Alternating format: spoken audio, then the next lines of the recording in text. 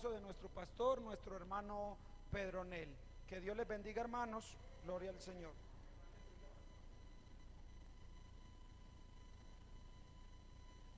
Aleluya, gloria a Dios. Dios les bendiga a todos, amados hermanos. ¿Quién vive? Y a su nombre.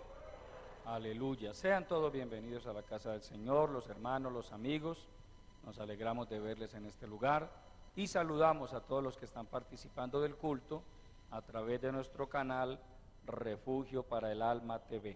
Voy a invitarles a estar puestos en pie y a que abran sus Biblias en el Evangelio según San Mateo, en el capítulo 18. Aleluya. Evangelio según San Mateo, capítulo 18.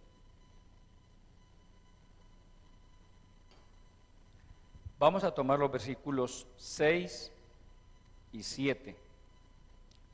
Allí dice nuestro Señor Jesucristo lo siguiente: y cualquiera que haga tropezar a alguno de estos pequeños que creen en mí, mejor le fuera que se le colgase al cuello una piedra de molino de asno y que se le hundiese en lo profundo del mar.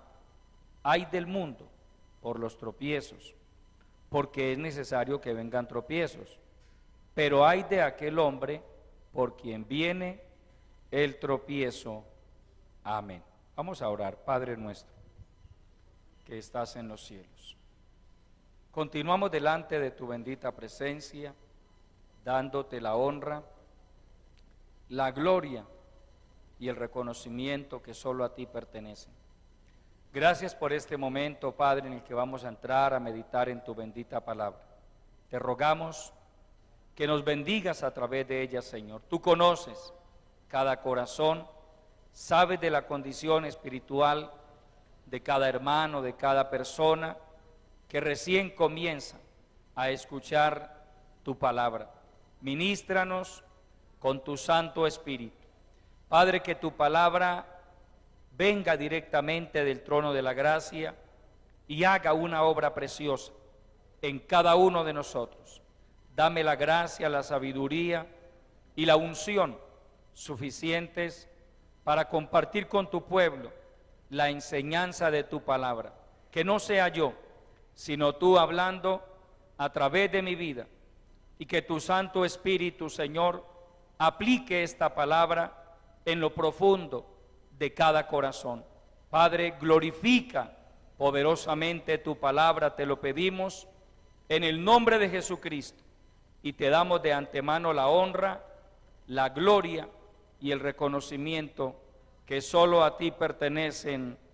Amén. Aleluya. Tomen asiento, mis amados hermanos. Aleluya. Dios me ha regalado un tema que tiene como título: que nadie llegue a tropezar en este camino por culpa nuestra. Amén.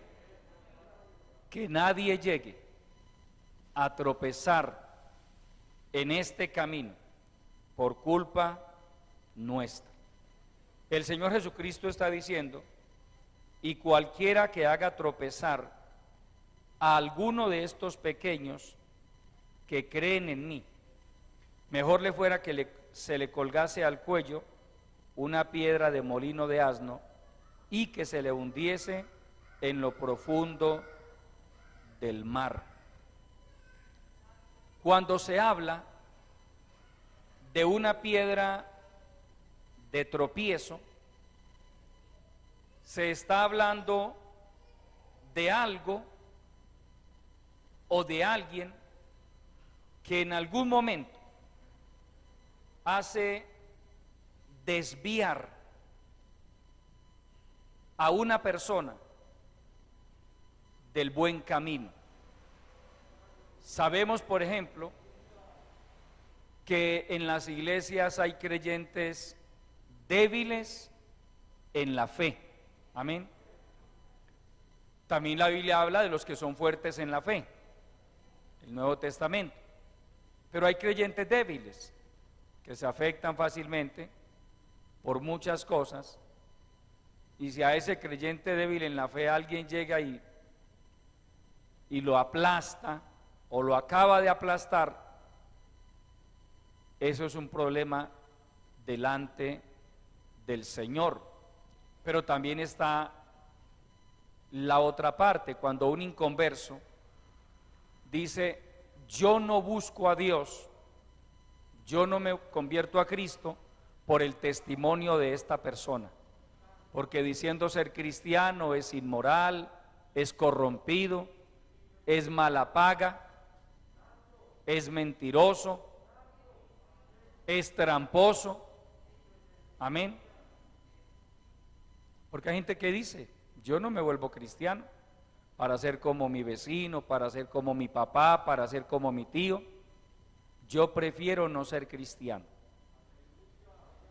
Es decir, que alguien se convirtió en una piedra de tropiezo para que esa persona no busque a Dios. Pero también el Señor Jesucristo dice: y cualquiera que haga tropezar a alguno de estos pequeños que creen en mí. Esta frase de nuestro Señor Jesucristo tiene una doble aplicación. En primer lugar, uno de estos pequeños que creen en mí se refiere a los niños. Amén. Cuando un niño es maltratado y especialmente abusado, violentado en su inocencia, un niño o una niña que es manoseado o que es ultrajado sexualmente,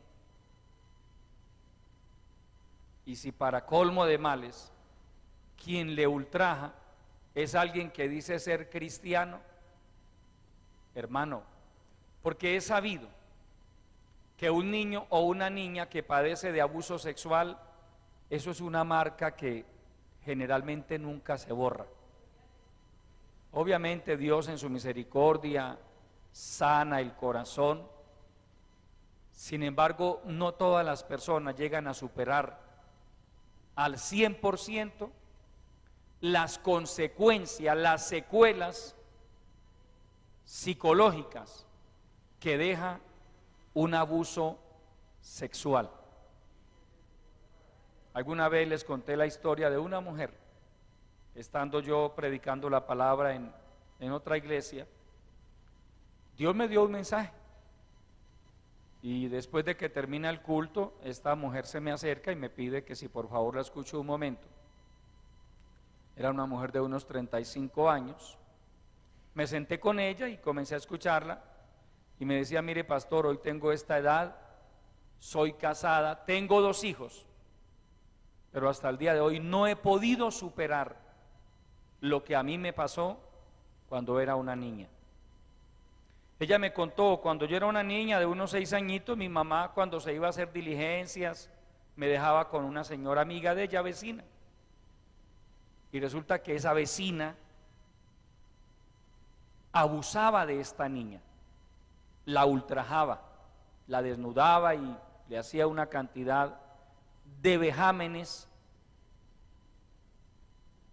que esta mujer creció, se volvió cristiana, se casó, tuvo hijos y no había podido superar hasta ese día ese trauma que le dejó el ser abusada por otra mujer.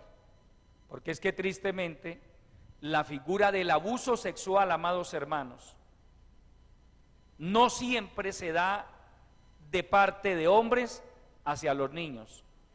Hoy también se habla de abuso sexual por parte de mujeres hacia niños y niñas. No hace mucho escuché por ahí una noticia de una mujer de unos 60 años que estaba abusando sexualmente de un niño como de unos 8 años. Estamos en un mundo supremamente perverso, supremamente corrompido. Entonces, En ese contexto el Señor Jesucristo dice: cualquiera que haga tropezar a uno de estos pequeños que creen en mí. Porque al niño nunca se le va a olvidar, o a la niña, quién abusó de él o quién abusó de ella. Porque eso deja una secuela en el alma, repito, en muchos casos imborrable. De hecho, niños y niñas han llegado a suicidarse por esa situación. Entonces el tema va mucho más allá de un delito. Como les compartía la palabra esta mañana, el abuso sexual es un delito, pero va mucho más allá. Porque las consecuencias que deja en un niño o en una niña el abuso sexual, hermanos, son impresionantes. Y el Señor toma nota de eso. Porque es que la Biblia dice que del reino de los cielos son los niños. Amén. Y también el Señor Jesucristo, cuando habla de alguno de estos pequeños que creen en mí, se está refiriendo a los recién convertidos en las iglesias. Amén. También a ellos. Personas que llegan a una iglesia, permítame decírselo en este contexto, en esa inocencia, en esa ingenuidad que uno llega a los caminos de Dios. Me refiero a ingenuidad en el sentido de que uno no entiende muchas cosas. Es más, la gente llega a pensar que en la iglesia todos son perfectos, que todos los cristianos son perfectos. Entonces hay gente con un grado de ingenuidad tan tremenda que ella no espera encontrar en una congregación a un chismoso. Y resulta que en las iglesias hay chismosos. En las iglesias por allá del África hay chismosos, por acá no. Amén. En las iglesias hay tramposos. Y hay carnales también. Entonces por eso la Biblia nos llama a nosotros a madurar en la vida espiritual. Porque cuando usted es maduro, usted no se deja afectar por nada de lo que vea. Usted ve a un creyente actuando mal y usted es consciente de que esa persona tendrá que darle cuentas a Dios por sus actos. Si usted es un creyente maduro, eso no lo afecta a usted, menos lo va a sacar del camino. Pero a un creyente inmaduro eso lo puede sacar del camino. Porque él dice: hermano, es que me dieron mal testimonio. Un pequeñito,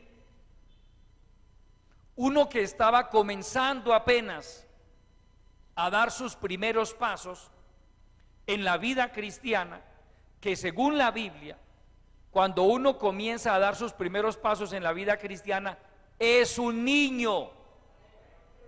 Amén. El apóstol Pedro habla de los niños recién nacidos. Cuando usted se convierte a Cristo, usted es un niño recién nacido desde el punto de vista espiritual. Está comenzando a dar sus primeros pasos. Pero la Biblia nos dice que usted y yo no debemos de quedarnos como niños. Pablo dice: cuando yo era niño pensaba como niño, hablaba como niño, me comportaba como un niño, pero cuando ya fui grande dejé lo que era de niño. Y eso nos habla a nosotros los cristianos de que, hermano, no le queda bien a un cristiano, porque pasa también andar con niñerías. Hay evangélicos antiguos en las iglesias y con unas niñerías, hermano, que sinceramente le chillan las niñerías. Es que a uno ya, hermano, primero ya con unos añitos a sus espaldas, 25, 30, 40, de ahí para arriba. Y segundo, también con una trayectoria en el evangelio y con unas conductas bien infantiles. Eso le chilla, amado hermano. No le queda bien a un cristiano comportarse como un niño mimado, como un niño resabiado, que por cualquier cosita dice que ya no vuelve a la iglesia, que ya no sirve. Me dijeron esto, me hicieron esto. Le pongo un ejemplo, ha pasado. Llega un creyente y se sienta en algún lugar y de pronto llega un ujier y dice: hermano, qué pena, ahí no se puede hacer. ¿Qué le hicieron a esa pobre criatura, hermano? Sí, hermano, se ve a punto de morirse. Algunos han llegado a irse del culto. Si yo le hablo de cosas que han pasado, hermano, y han dejado de volver un tiempo a la iglesia. Mire, hermano, qué puñalada la que le dieron. Le dijeron que por favor ahí no se hiciera. Amén. Una de dos: o el lugar donde se hizo de pronto estaba obstruyendo el paso, o estaba afectando la posición de una cámara, o la más grave, de pronto el ujier cometió una imprudencia. Puede pasar, pero yo pregunto, ¿será motivo suficiente para yo decir que me voy del culto y que no vuelva a la iglesia? ¿Ah? ¿Cuántos cristianos, hermano, pasan a veces por ese tipo de conductas? Yo les he dicho a manera de testimonio a algunos hermanos, hace muchos años, póngale por ahí 25 años, que mi esposa y yo no deberíamos de ser cristianos. Porque es que a nosotros desde recién convertidos, permítanme utilizar un término un poco coloquial, hermano, comenzaron a darnos garrote los mismos hermanos de la congregación. Nosotros fuimos víctimas de malos testimonios, fuimos víctimas de creyentes envidiosos, egoístas, muy nuevos en el evangelio, hermano. En lugar de recibir el apoyo de muchos, recibimos garrotazos, desprecio, rechazo, calumnias. Entonces, hermano, hacía muchos años que mi esposa y yo tendríamos que estar descarriados. Pero cuando usted se convierte a Cristo de corazón, cuando usted, como Pablo, puede decir: yo sé a quién he creído.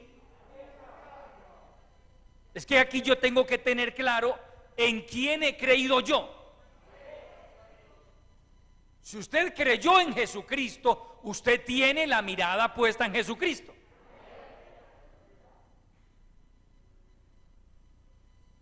Y somos conscientes, no hay una congregación perfecta. Eso quisiéramos. ¿Cuánto no anhelara un hermano, un pastor, que la iglesia que él pastorea fuera la iglesia perfecta, que allí no hubieran problemas de murmuración, de chismes, que ningún hermano engañara a otro hermano? Nos ha pasado en ocasiones, hermano, mire, es que en las iglesias, a las iglesias llega todo tipo de personas, y hay quienes llegan disfrazados de oveja y son lobos. Pasa. Y esos disfrazados de oveja han llegado a hacer daño dentro de las congregaciones.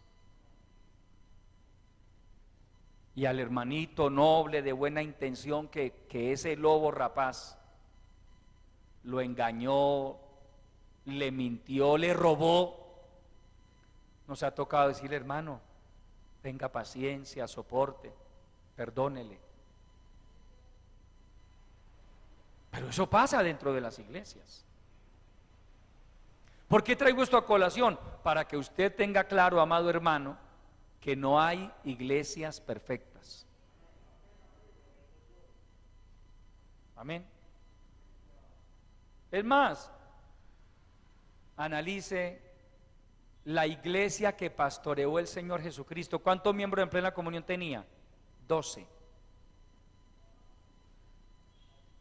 Y entre esos 12, ay, amado hermano, uno de ellos era diablo, dice la Biblia, endiablado. Pedro era de ese carácter agresivo, fuerte. ¿Usted ha leído los evangelios? ¿Usted no ha notado en los evangelios que ellos de vez en cuando se pegaban por ahí sus agarrones? Y el Señor Jesucristo les tenía que llamar, venga, ustedes porque estaban discutiendo. Así, permítame hablarle coloquialmente, el Señor Jesucristo les decía cuál era la bronca que ustedes tenían. A veces se agarraban, hermano, entre ellos. Los discípulos del Señor Jesucristo. Si fuéramos a mirarlo desde ese punto de vista, mire, el propio Señor Jesucristo no tuvo la iglesia perfecta, no pastoreó la congregación perfecta. Es más, uno de ellos lo traicionó, ¿y de qué manera? Pedro lo negó. Pedro, que era el incondicional, porque yo le digo una cosa a usted, Pedro amaba al Señor. A Pedro lo traicionó fue su personalidad, pero Pedro amaba al Señor. Pedro era el incondicional. Es más, si el Señor Jesucristo le hubiera dado la orden esa noche que Pedro sacó la espada, Pedro se hace matar ahí por defender al Señor. Se hace matar. Pero su carácter, su debilidad personal lo llevó a negar al Señor.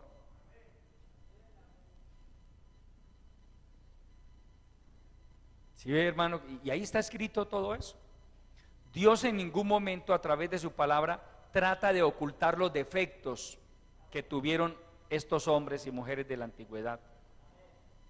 Dios hubiera podido omitir toda esa historia oscura con respecto a David, que eso no quedara en la Biblia, para que no se empañara esa imagen del dulce cantor de Israel, del hombre cuyo corazón era conforme al corazón de Dios. Sin embargo, Dios permitió que todo quedara ahí registrado. El cronista dice, David fue fiel en todo a Jehová su Dios, salvo en lo tocante a Urías Eteo. Ahí le quedó la mancha a David, hermano. Jacob, ni hablar. Abraham cometió, el padre de la fe, falló por incredulidad, mintió por incredulidad, por falta de confianza en Dios, el padre de la fe. ¿Por qué cree que todas esas cosas quedaron en la Biblia? Para que usted y yo seamos conscientes, hermano, aquí no hay gente perfecta. Aquí no hay hombres perfectos, aquí no hay mujeres perfectas, aquí estamos hombres y mujeres que a pesar de nuestros defectos, a pesar de nuestras debilidades, queremos agradar al Señor. Es eso. Alguien dijo que Dios no nos usa a usted y a mí por lo que somos, sino a pesar de lo que somos. Amén. Porque se ha caído en el error muchas veces de idealizar hombres o mujeres y pensar ese hombre es perfecto, esa mujer es perfecta. No. Dios lo usa a pesar de lo que es, a pesar de ser un ser humano con debilidades, con defectos. A Dios le place usar a cualquiera, hermano, a cualquiera de ustedes Dios lo puede usar. No por lo que usted es, sino a pesar de lo que es.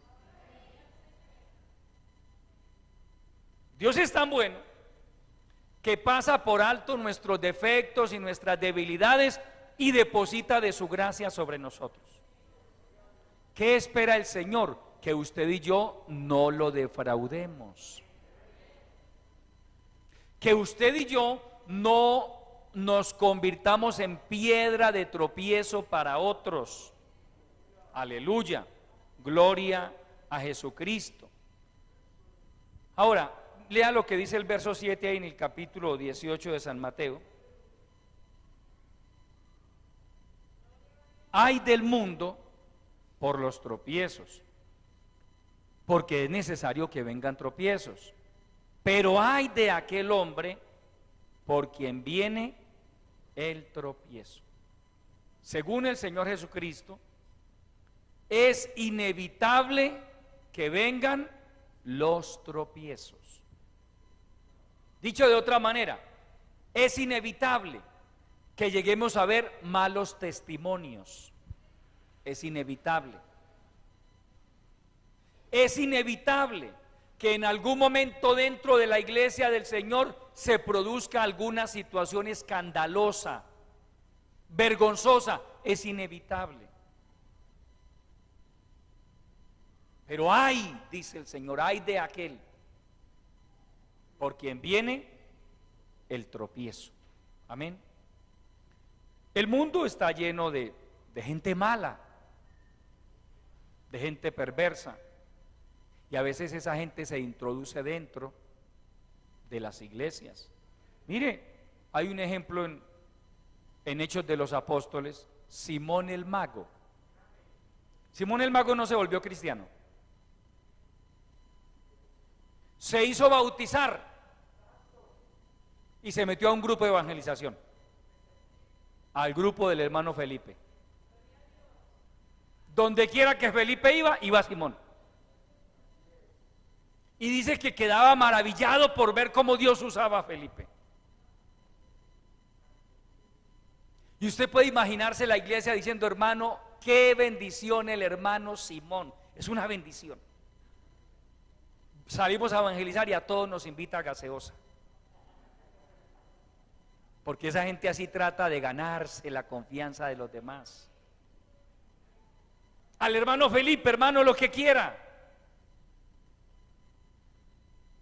Pero como se dice en el argot popular, un día peló el cobre y manifestó lo que realmente había en su corazón. Aquel día que llegó, hermano, que Dios permitió que llegaran Pedro y Juan a visitar la iglesia en Samaria, y después de un culto glorioso, hermano, comienza Dios a ministrar, los apóstoles imponiendo las manos a la gente recibiendo el bautismo en el Espíritu Santo. Yo imagino a Simón, hermano, poniendo la cabeza, y como veía que Pedro lo ignoraba, volvía y corría para acá, se le arrimaba a Juan y nadie le ponía la mano, hasta que dijo: no, esto yo sé cómo lo arreglo. Sacó dinero, les ofreció dinero, diciéndoles: dadme también a mí de ese poder, porque es que yo tengo una idea maravillosa, voy a montar un negocio.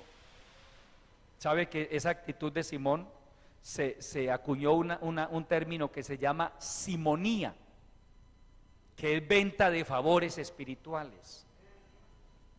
Porque Simón le dijo: mire, la visión que yo tengo de aquí en adelante, ahora que les voy a comprar a ustedes este poder, es que a cualquiera que yo le imponga las manos, reciba el Espíritu Santo. Simón, en su mente, ya había cuantificado. Hermano, permítame ser un poco imaginario. El hombre hizo la cuenta, permítame conjeturar: yo invierto aquí 5 millones, le voy a dar 5 millones, pero yo esos 5 millones los convierto en un negocio redondo. Y mire, lo voy a cobrar barato, que a cualquiera que yo le imponga la mano y reciba el Espíritu Santo, le cobro 100,000. Con 50 personas libro el negocio. Y de ahí en adelante, ¿cuánta plata me queda a mí? Más o menos algo, un ejercicio así fue el que hizo Simón en su mente. Y así hay gente, hermano, en las iglesias. Y ellos andan tratando de ganarse el favor de los demás. Y ya han hecho el ejercicio. Si yo logro ganarme la confianza de este, de aquel y del otro,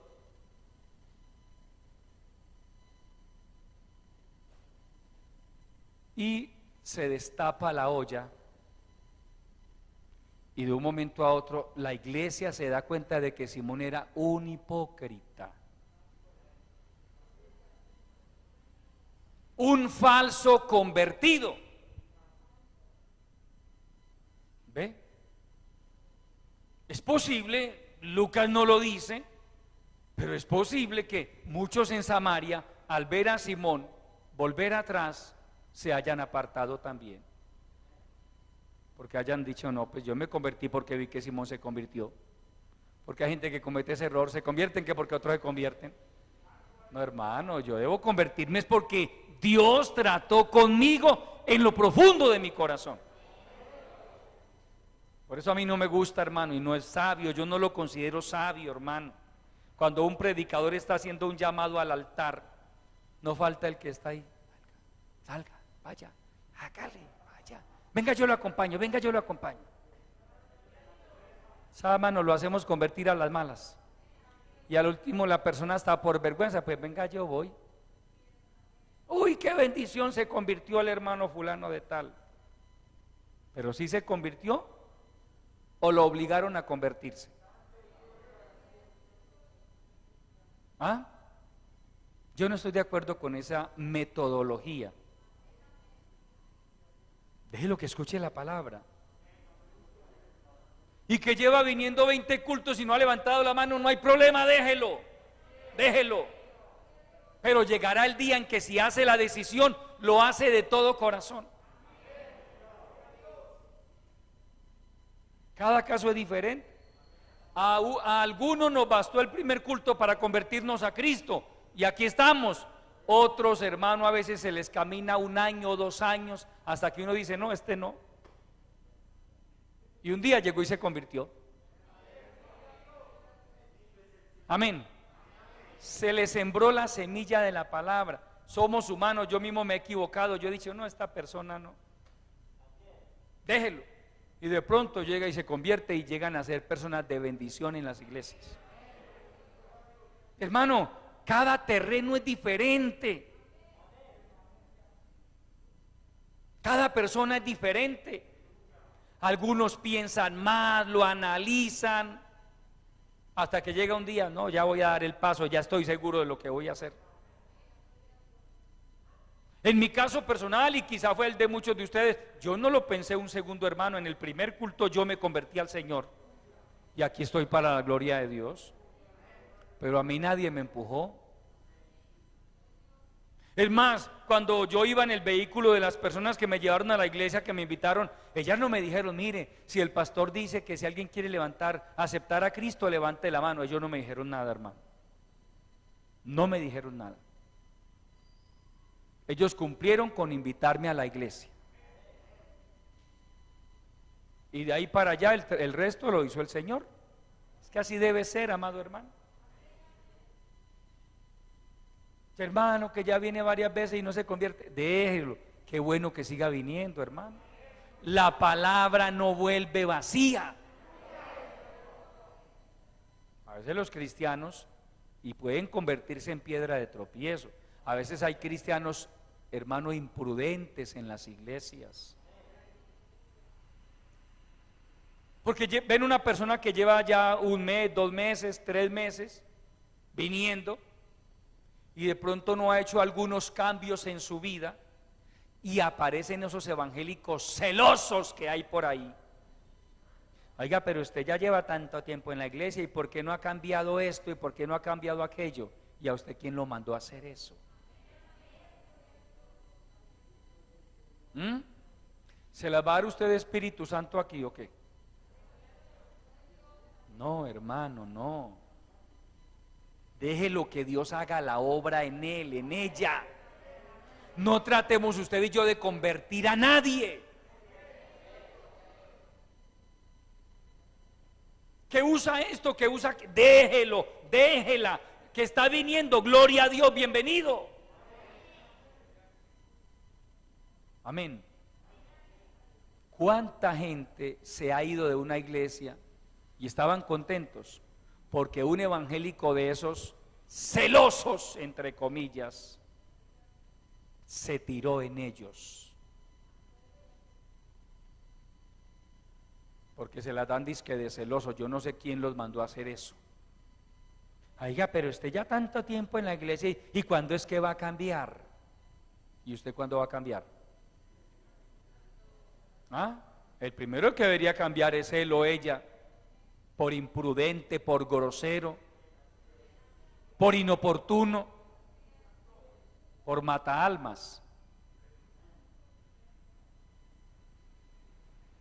Y ha habido gente que no ha vuelto por eso. Mire, algunos orando para que Dios traiga las almas y otros diciendo, y Señor, las que tú traigas yo las saco, yo hago que no vuelvan. Hermano, ojo, ahí se puede convertir en una piedra de tropiezo para otros. Tenga cuidado con eso. Lo que usted y yo debemos hacer es, cuando alguien llega a la iglesia, hermano, es acercarnos, en lo posible rodear a esa persona. Dios le bendiga, bienvenido a la iglesia, qué bueno, me alegra mucho verlo por acá. A mi esposa y a mí, cuando llegamos a la congregación donde Dios nos formó como cristianos, si algo nos impactó, hermano, fue eso. Llegamos a una congregación, era pequeña, y los hermanos nos rodearon, hermanos, se nos acercaron, Dios los bendiga, bienvenidos, qué bueno verlos por acá. Eso para nosotros, hermanos, generó un impacto tan positivo que nos marcó por el resto de nuestras vidas. Eso hizo que nosotros nos enamoráramos de esa congregación, a pesar de que era un lugar sencillo, paredes sin revocar, una casita pequeña. No había instrumentos como hoy aquí, por la misericordia de Dios. No había grupo de alabanza. Pero ese ambiente de fraternidad nos atrajo. Amén. Por eso, hermano, usted y yo debemos ser amables con los que llegan a la iglesia. Hay evangélicos orgullosos. Eso no saludan a nadie, eso pasan. Y sobre todo, hermano, algunos se bajan dizque del altar de adorar a Dios, y no saludan a nadie. Los adoradores. Entonces, de ahí para abajo, ¿qué podemos esperar, hermano? No, hermano, no. Eso ya es un orgullo espiritual. ¿Qué le cuesta a usted saludar al hermano, al amigo, al que vino, al recién convertido? Amén. Eso atrae. Eso hace que una persona diga, me agradó ir a esa congregación. Mire, alguien me testificó en estos días lo siguiente, porque yo le pregunté, lo visité y le pregunté cómo llegó usted a la iglesia. Me contó un poco la historia, me dijo un familiar mío de otra parte, cristiano, y me dijo, mire, vaya a tal iglesia, no a esta sino a otra. Y fui con mi señora, pastor, allá nadie nos determinó a nosotros, nadie nos volteó a mirar. Mi señora y yo salimos de esa iglesia, dijimos, pues terminó el culto y dijimos, tan raro esto aquí. Y luego me dijo, pero buscamos en internet y ubicamos la iglesia de Barrio Nuevo y llegamos allá. Y hermano, desde que llegamos, la gente se nos acercó con una amabilidad, Dios le bendiga, bienvenido. Y dijo, eso hizo que nos quedáramos ahí. Hermano, le digo para la gloria del Señor, en varias ocasiones he escuchado un testimonio similar de personas, y eso no lo podemos perder, hermano. Porque cuando usted llega a una congregación y usted se encuentra, hermano, con gente fría, indiferente, que lo ignoran, ¿quién quiere volver allá? Nadie. Pero llega una persona y usted se le acerca, Dios le bendiga, bienvenido, muy bueno tenerlo por acá, siga viniendo. Y si es posible, se le aprende el nombre.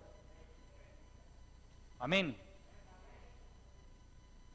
Eso, hermano, genera un impacto maravilloso.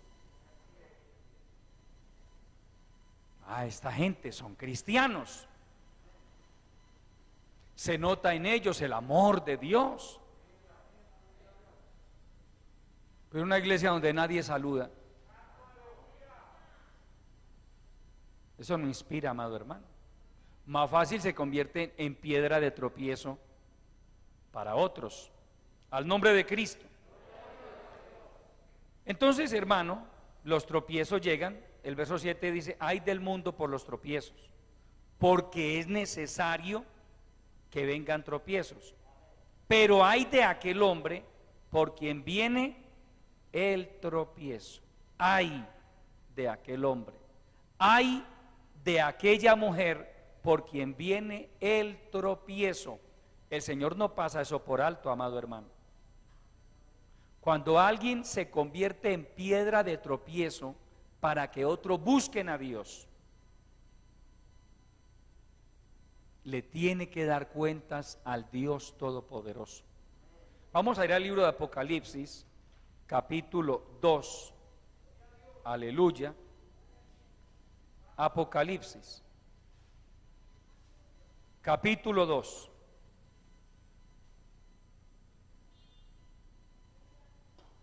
Cristo vive, aleluya. Vamos a leer la palabra desde el verso 18 hasta el 23.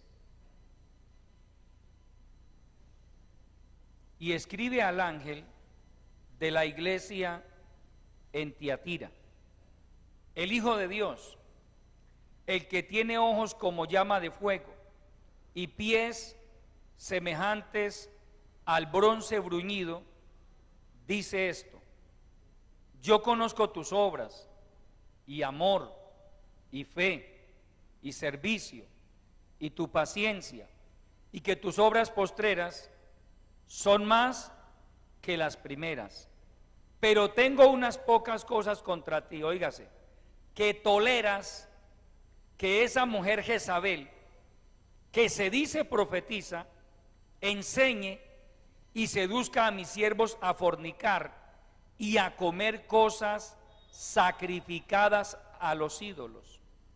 Y le he dado tiempo para que se arrepienta, pero no quiere arrepentirse de su fornicación.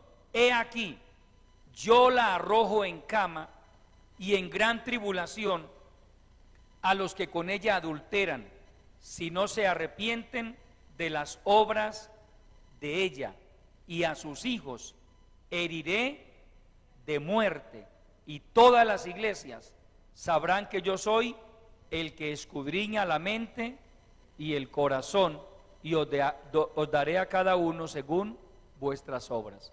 Aquí hay varias cositas importantes, amados hermanos, que es bueno analizar por un momento. Mire el reproche de nuestro Señor Jesucristo a esta iglesia de Tiatira: que toleras a esa mujer. Hay gente a la que uno no debe tolerar, amado hermano, así se le venga medio mundo encima. A mí me han hecho reclamos cuando en algún momento he tenido que tomar decisiones con algún creyente. No ha faltado por ahí el celoso que me ha reclamado que por qué hice eso con esa pobre criatura. Amén. Otros no reclaman, pero por dentro. Pero hermano, mire lo que dice la palabra. Yo prefiero quedar bien con el Señor y quedarle mal a 4 o 5 de la iglesia cuando nos es necesario como pastores tomar decisiones. Porque a veces toca, amado hermano, ¿qué hacemos? No crea que para uno como pastor es muy fácil sentar a alguien y decirle: mire, usted no me participa más, usted no me profetiza más, que me ha tocado hacerlo. ¿Sabe usted lo bueno que es decirle a alguien: que se cree familiar del Espíritu Santo, que no profetice más? Eso no es tan sencillo, pero nos ha tocado hacerlo. Porque Dios nos ha dado testimonio de que esa persona, en lugar de estar edificando la iglesia, le está haciendo daño. Yo no estoy diciendo que todo el que profetiza lo haga mal, pero nos ha sucedido, amado hermano. Y nos falta el que se resiente por eso, con el pastor. Entonces, ¿usted qué prefiere? ¿Que yo haga lo que Dios me mandó a hacer? Que entre otras cosas me dice Pablo le dice a Tito: por esta causa te dejé en Creta, para que corrigieses lo deficiente. Una de las funciones de un pastor es corregir lo deficiente en medio de la iglesia. Y hay quienes no están de acuerdo con eso. Entonces la pregunta es: ¿agrado a Dios y obedezco al Señor? ¿O para que la gente no se levante contra mí, me quedo callado, agacho la cabeza y dejo que otros hagan lo que quieran? Pues mire lo que había pasado en la iglesia de Tiatira, porque la carta va dirigida al ángel de la iglesia en Tiatira. Por el contexto bíblico se entiende que el ángel de cada una de las iglesias del Apocalipsis era el pastor local, y escribe al ángel, es decir, escríbele al pastor de la iglesia en Éfeso, en Esmirna, en Pérgamo, en Tiatira, en la Odisea, en Filadelfia. Escribe al ángel, escribe al pastor. Y a este pastor de Tiatira le dicen: tengo unas pocas cosas contra ti que toleras, que esa mujer que no era profetisa, se dice profetiza. ¿Sí ve que no todos son profetas? Hay algunos que se dicen ser profetas. Y ahí donde el hombre de Dios, la mujer de Dios, tiene que ejercitar el discernimiento espiritual, amado hermano. El pastor de Tiatira había perdido el norte, y esta señora Jezabel se le metió en la iglesia, y hermano, le estaba haciendo hasta para vender, como decimos coloquialmente. Era una mujer perversa, corrompida. Estaba incitando a algunos de los buenos cristianos de la iglesia a fornicar. Posiblemente no era que lo estuviera invitando a acostarse con ella, sino que los estaba invitando a cultos extraños, a adorar a otros dioses disimuladamente. Tenga cuidado. Cuando a usted por ahí algún profeta lo invite: hermano, ¿cuándo vamos a ir a mi casa? Pasemos una noche allá orando y que el Señor nos visite. Tenga cuidado. No sea que lo estén incitando a otras cosas. Pero eso sí, entre nosotros no le digamos nada al pastor, nada. No invitemos a fulano de tal, no invitemos a aquel de ese muy amargado, ese va y le cuenta al pastor. Tú y yo. Nosotros nos vamos a meter con el Señor, y de pronto Dios me use allá para vuestra bendición. Ha pasado, amado hermano. No se preste para eso, amado hermano. ¿Por qué esa reunión tiene que ser a espaldas del pastor? ¿Por qué? ¿Por qué solamente nosotros 4, nosotros 5 podemos saber que vamos para esa reunión? ¿Por qué nadie más puede saberlo? Ya eso tiene que generar sospechas. Cuando alguien a usted le diga: mire hermano, vamos a hacer esto, obviamente es con el Señor, esto es más, Dios puso en mi corazón eso, le dice. Él o ella, el que se dice ser profeta o profetiza, hermano, le pone un manto espiritual al asunto. Dios me dijo. Ah, no, si Dios le dijo hay que hacerlo, hermano. El ingenuo inmediatamente dice: hermano, si Dios le dijo, aquí no hay más de otra. Pero el Señor me dijo que eso sea entre nosotros solamente. ¿Quién dijo que cuando Dios va a hacer algo pasa por encima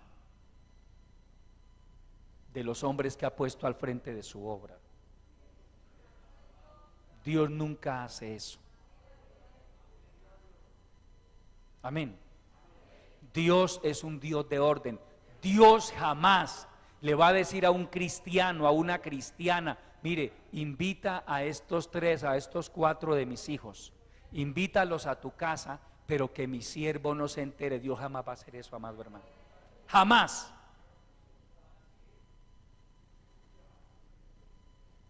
Entonces ya son motivos para unos, hermano, pero ¿cómo así? El pastor ya sabe. No, cuidado, cuidado. Esto va a ser entre nosotros. Nos pasó hace años con una persona, no profeta, ella no profetizaba. Le dijo a alguien: hermana, mire, necesito que me consiga X cantidad de dinero, una cantidad importante, estoy hablando de millones, pero eso va a ser entre nosotras dos y el Señor. El pastor no se puede enterar. La otra hermana ingenua cae en esa trampa del diablo, fue y le consiguió esa plata y ahí la tumbaron. Y ahí sí después llegan donde el pastor. Ahí sí dice que el pastor debe entrar en escena. ¿Ya para qué? ¿Ya para qué? Si ella me hubiera llamado antes de cometer esa locura, yo le digo: hermana, no vaya a hacer eso. Hermano, que me pidió el favor de que le consiguiera tanto, yo le hubiera dicho: no vaya a hacer eso, cuidado. Pero como la otra la involucró de tal manera que le dijo: entre nosotros y el Señor. Oye, es que meten al Señor, hermano, es que es lo más tremendo, meten al Señor en la colada. Va a ser entre nosotros 2, entre nosotros 3 y el Señor, nadie más. Es decir, nadie más, ni siquiera el pastor. Ya eso le tiene que, a una persona, a un creyente con algo de sensatez, con algo de discernimiento, ya eso le tiene que generar una sospecha. Pero ¿cómo así? ¿Por qué el pastor no se puede enterar? O sea que yo no le puedo pedir un consejo al pastor. No, porque eso va a ser entre nosotros y el Señor. Qué espirituales. Los hay así, amado hermano. Los hay así. Cuando usted hace algo por encima de la autoridad, hermano, usted se expone a peligro delante del Señor. Amén. Porque la autoridad espiritual ha sido puesta por Dios. Eso es un principio bíblico, amado hermano.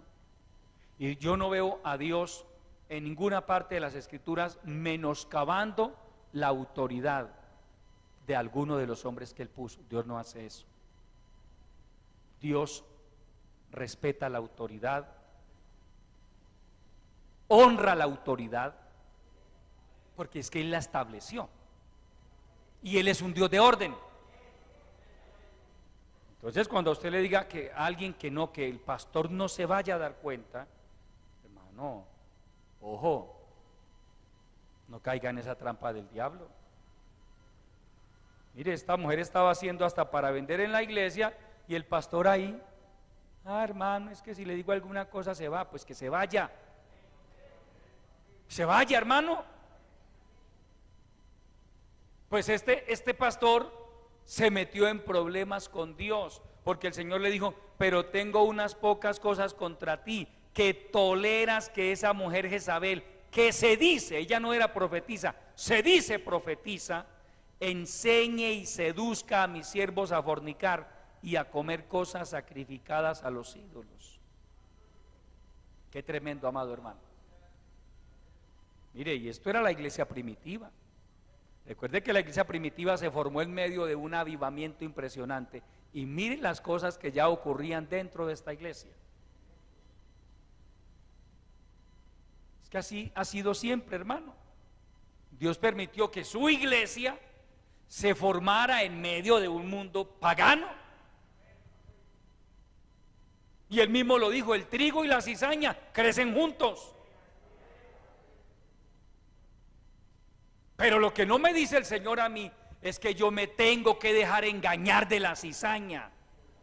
Es que yo me tengo que dejar dañar de la cizaña. Eso no me dice el Señor a mí. Si yo soy trigo, yo debo permanecer como trigo. Si yo soy un hombre de Dios, si usted es una mujer de Dios, debemos permanecer como hombres y mujeres de Dios. Y que venga otro a tratar de incitarme, a tratar de envenenarme, de dañarme, hasta luego. Prefiero que no me vuelva a hablar. Pero ya no es mi hermano en Cristo ni es mi amigo. Amén. Y si me toca denunciarlo, lo denuncio. Yo he tenido que denunciar personas dentro de este camino, hermano. Eso no es bueno tampoco, pero he tenido que hacerlo. He sentido mi deber hacerlo, porque he visto personas actuando mal y yo no, pero ¿cómo? Y yo me doy cuenta de que está actuando mal y me quedo callado, entonces me vuelvo cómplice del pecado de esa persona. Algunos son muy prudentes y dicen, hermano, a mí no me gusta meterme en problemas. A veces nos tenemos que meter en problemas. Si de verdad amamos a Dios y amamos su obra y somos celosos de la palabra, a veces nos toca meternos en problemas. Si usted como miembro de la obra del Señor, usted ve a un creyente, a un hermano, a uno que se dice ser hermano, actuando de una manera inapropiada, su deber es denunciarlo, amado hermano. O acercarse, tener el valor de acercarse a él y decirle, hermano, si usted no resuelve esa situación, yo voy a hablar. Pero no, hermano, a mí no me gustan los problemas. Pues si yo veo alguna situación que hay un pecado, yo no me muevo por chismes, sino porque uno ve que hay un pecado, una conducta que afecta el testimonio de la iglesia. Hay cosas que hay que denunciar, amado hermano. Amén. Porque si no, nos convertimos usted y yo en cómplices del pecado de otro. Y eso delante de Dios no es bueno. Entonces usted no debe ser piedra de tropiezo para otros, pero tampoco convertirse en cómplice del pecado de otros. Usted y yo estamos llamados a mantenernos fieles al Señor, a procurar mantener un buen testimonio, que nadie tenga que decir, yo no quiero ser como ese evangélico, mire, es ladrón, es corrupto, es inmoral, es adúltero. Yo sé que es un adúltero y va a esa iglesia dizque a levantar las manos. Dios nos guarde. En la tienda no paga. Yo sé que él en la tienda tiene como 5 mercados apuntados hace 3 años. Y usted lo ve en la iglesia ya. Eso es convertirse en una piedra de tropiezo para otros. Si usted debe en la tienda, pues hermano, vaya y dé la cara a la tienda. Y ojalá dé la cara con una carita de uno de 50,000 o de 100,000. Abone algo. ¿Amén o no amén? Sí, hermano, es que eso no le queda bien a un cristiano. ¿Dónde queda el testimonio del evangelio? Yo pregunto, ¿será que ese tendero se quiere convertir a Cristo? Si sabe que un hermano de esta congregación lo tumbó. Porque hay gente que confía en nosotros por el hecho de ser cristianos. Tranquilo, hermano, porque ellos nos dicen, hermano, tranquilo, lleve lo que quiera, tranquilo, después me paga. Porque ellos creen que nosotros somos personas íntegras. Para que usted y yo vamos a cometer una bajeza de esa, hermano, decir que este señor, esta señora nos sacó de una necesidad, confió en nosotros y enseguida ya no pasemos por ahí por el frente. Y si nos llega a cobrar, nos enojamos también.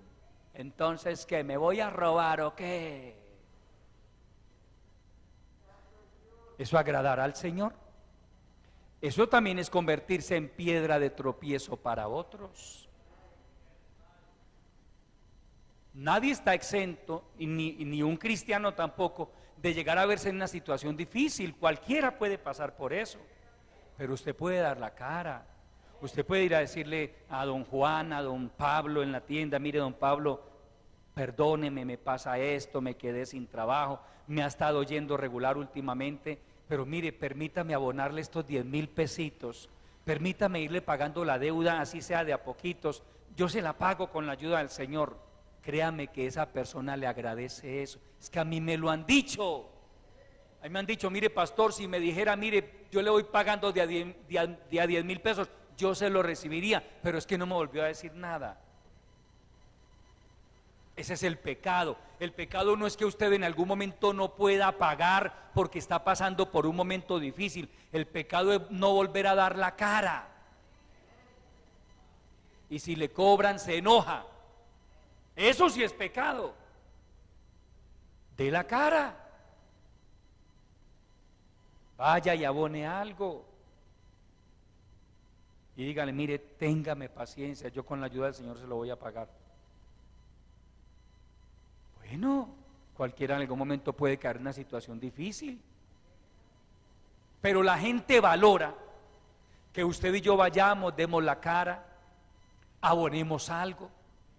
La gente valora eso, porque ¿sabe qué están diciendo y qué lectura le están dando? Es una persona honesta, él es honesto, ella es honesta, vino y me dio la cara. Me abona, así me deba 500,000, pero mire, me dijo: recíbame por favor estos 10,000, yo se los voy pagando.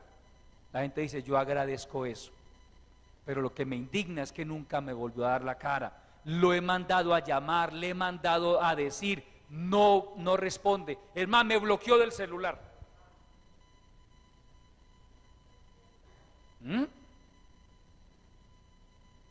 Entonces, ¿será que si vamos y le hablamos a don Pablo, el de la tienda, que se convierta a Cristo, él se va a convertir?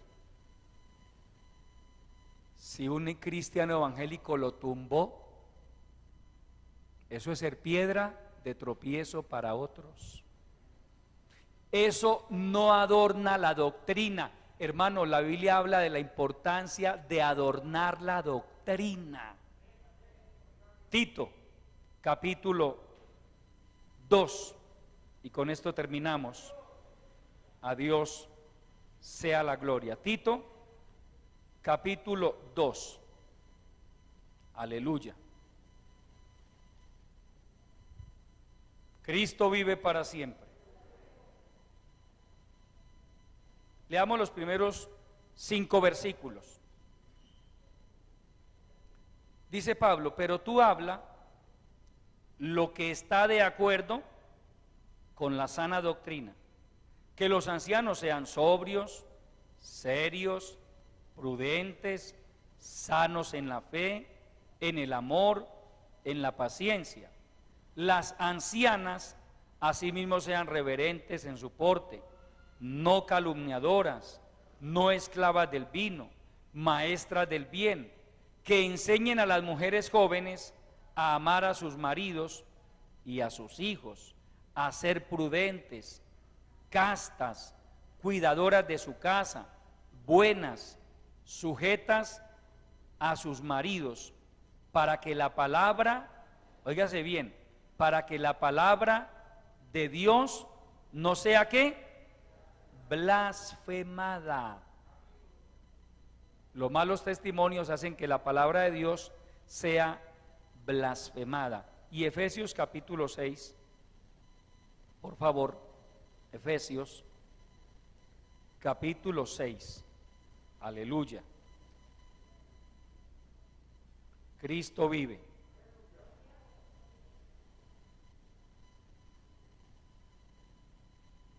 Leamos desde el verso 5 en adelante.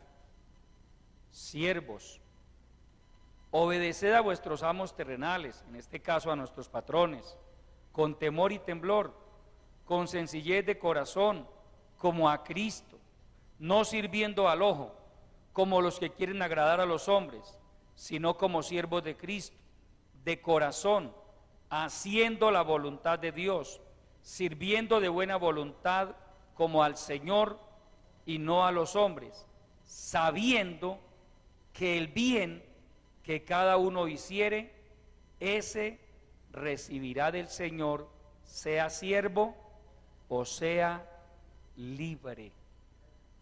Si ve, amado hermano, que la palabra es clara al decir, no, mire, lo que usted haga, hágalo como para el Señor. Usted es un empleado, haga bien su trabajo. Amén. Sea responsable con los horarios. Si a usted le pagan por trabajar 8 horas, trabaje las 8 horitas, hermano. Es triste uno escuchar, porque ha pasado de gente, empresarios, decir, a mí no me gusta trabajar con cristianos. Son irresponsables, son malos trabajadores. Eso es una vergüenza para el evangelio. La doctrina no es adornada con eso. Pero también hemos escuchado buenos testimonios de gente que dice, hermano, a mí me encanta trabajar con cristianos, son personas honestas, son responsables. Es decir, ese creyente no está siendo una piedra de tropiezo para ese empleador, al contrario, está siendo de inspiración. Puede que algún día ese patrón se convierta a Cristo por el testimonio de ese cristiano. Pero ¿será que un empleador, un empresario, querrá convertirse a Cristo cuando su trabajador cristiano es el peor trabajador que tiene? Es el más grosero de los inconversos, no son tan groseros como el evangélico. Dios nos guarde, amado hermano. Usted y yo no estamos llamados para ser una piedra de tropiezo, sino para ser inspiración, para que otros en el tiempo de Dios se conviertan a Cristo. ¿Cómo? Obedeciendo la palabra y procurando vivir una vida recta y agradable delante del Señor. Póngase de pie, amado hermano, y vamos a dar gracias al Señor por el consejo de su bendita palabra. Padre nuestro, que estás en los cielos, yo te adoro, mi Señor. Mil gracias te doy por haberme permitido compartir, Señor, la enseñanza de tu palabra. Gracias, porque a través de ella encontramos una cantidad de enseñanzas maravillosas, cuyo propósito es conducirnos a cada uno de tus hijos a ser mejores cristianos cada día. Glorifica esta palabra, Padre. Coloca cada día más y más de tu santo temor en nuestros corazones. Ayúdanos a comportarnos de tal manera que nunca seamos piedra de tropiezo para nadie, Dios mío. Ayúdanos a poner tu palabra por obra en nuestra vida. Bendice a tu pueblo, guárdanos de todo engaño del diablo y de toda obra perversa de las tinieblas. Todo esto te lo pedimos en el nombre glorioso de Jesucristo y te damos muchas gracias.